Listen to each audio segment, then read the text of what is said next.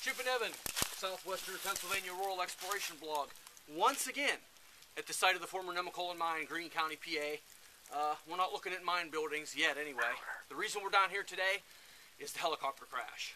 Last time we were down here, some fellas pointed out to us an area where a helicopter had crashed years ago, right behind where Evan's filming from. The engine of that helicopter was actually dug into the hillside. There were some rotor blades. Wait, Evan, you going to get a shot at it? I'll get a shot, yeah. Okay, get a shot at it. Right back there is the hole where the rotor blades were. And back to you. You got to speak up a little bit because you're down over the hill. Okay.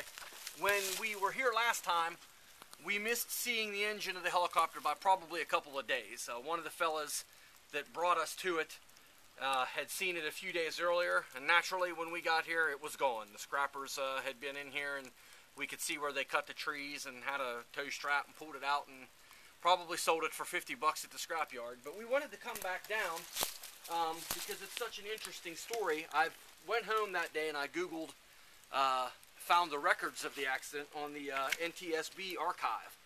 What had happened was, in October 9th, 1973, which coincidentally was 2 days after the body of Debbie Maple was found in Rices Landing, a Sikorsky S-52B helicopter, which was leased by a helicopter company in Dayton, Ohio, was carrying a pilot and two electrical contractors. They were coming from Waynesburg to Nemacolin Mine, which is pretty much where we're at right now, and they were, I believe, going from there to the Dilworth mine in Rices Landing, which we pictured on some of the other blogs. It was about 6:50 p.m. according to the report that I found, and in October, 6:50 p.m. it's working on getting dark. 1800 p.m. 1850. It's dark. It's foggy. That type of stuff. I mean, hell, it's March now when we're shooting this video, and it's raining. And for reasons that I can't understand, that helicopter hit that pier. I would imagine probably what they were trying to do is land at the mine. Years ago, I heard the story told to me as a helicopter that was checking power lines, and it hit a line and it crashed in the river. Well, actually, it didn't hit a power line. It hit that pier, but you can't see it right now, but we'll get a shot of it when I come back up over the hill. There is a cable on top of that pier. I guess that they moored barges to these. And the helicopter hit that pier, obviously crashed into the hillside, burned up. The two gentlemen that were passengers, the contractors, they survived. They were taken to Uniontown Hospital. The pilot, whose name I've never been able to learn, was killed in the accident, and I guess divers from Fredericktown dive team came up, and he was actually recovered in this water right here near the bottom of the pier. We are scavenging for helicopter parts. As I mentioned on the earlier blog, I'm not sure what the etiquette is behind removing pieces of aircraft from a wreckage site, especially one where someone has died. But my theory is they've been here 37 years. You know, they're going to end up the same fate as the engine did. Somebody's going to find them and scrap them for $2. I found some parts here now that I'm pretty confident are aircraft parts. My thinking on that is, this is laid here for 37 years, and if you would put a wrench on these nuts, they'd come right off. They're not rusted, they're not decayed. This is aircraft-grade aluminum. I mean, anybody with any kind of knowledge is going to be able to tell you that that's an aircraft part. It came off of where now? It's a Sikorsky. Right, but that bar right down there. Yeah, is on... this bar it looks, if you can see it, it looks like hold it. It was a control arm for something. There's gears on the one side. Right. I'm going to leave these pieces here. There's another one over there. Now, the Sikorsky was a pretty big helicopter. And what's funky about the Sikorsky was the fact that the engine was in the nose. Mm-hmm. So there had to be some kind of transmission that turned the rotor blades. If you Google it, you get there's a lot of good pictures of the Sikorsky with the nose cone open in the engine, which I figured the engine is what was plowed into the hillside up here.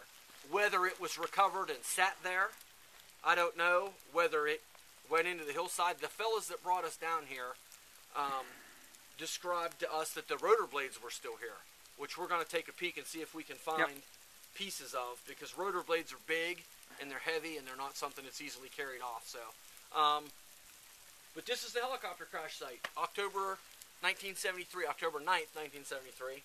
I mentioned that it was close to the Makel murder, and I think maybe the fact that it was close to the Makel murder might be a lot of the reason why people don't remember it, because there was so much going on with that it kind of slipped on by. Yep. I don't know. I could be wrong. Yeah, it's. I mean, you can walk up and down the lawn, and you can find all kinds of stuff. Okay. Now, like this, for example. What's that? That is a roof bolt. Any good Greene County kid that knows his salt about coal mining can tell you that's a roof bolt, because chances are your pap's got 20 of those in his backyard with tomato plants wired to them. But I mean, you can definitely tell. Yeah. That that's pieces of an aircraft. And if me taking these is a bad thing, you know, email us and I'll bring them back or something, because I don't want to disrespect anybody or whatever. But okay. Let's go look for some more. It's been 6 minutes since you've been talking. I like to talk. No kidding. Okay, here we are in the warehouse facility again. This place is hollowed out. Roof truss is gone. They've been gone for some time. This part is down. Last time we were down here, we noticed that the local scrappers were pulling stuff off of here.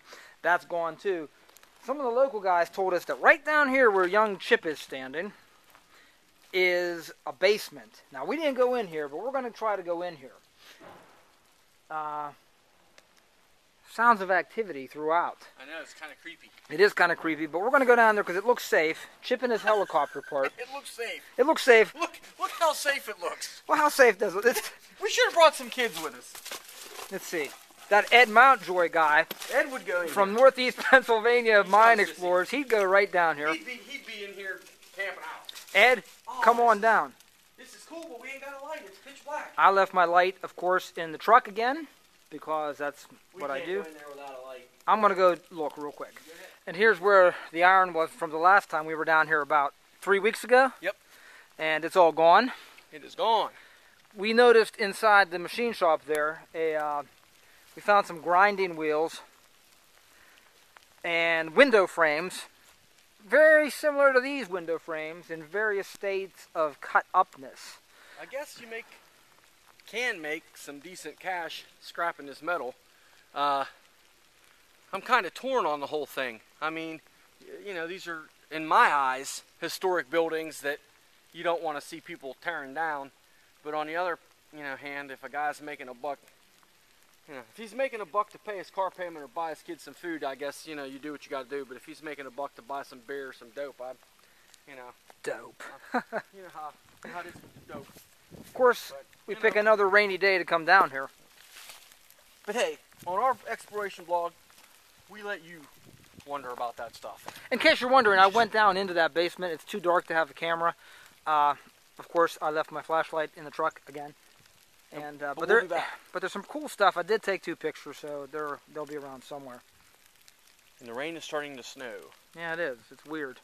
What's today's date? March 30th? It is. 2011. All right, coal mine again.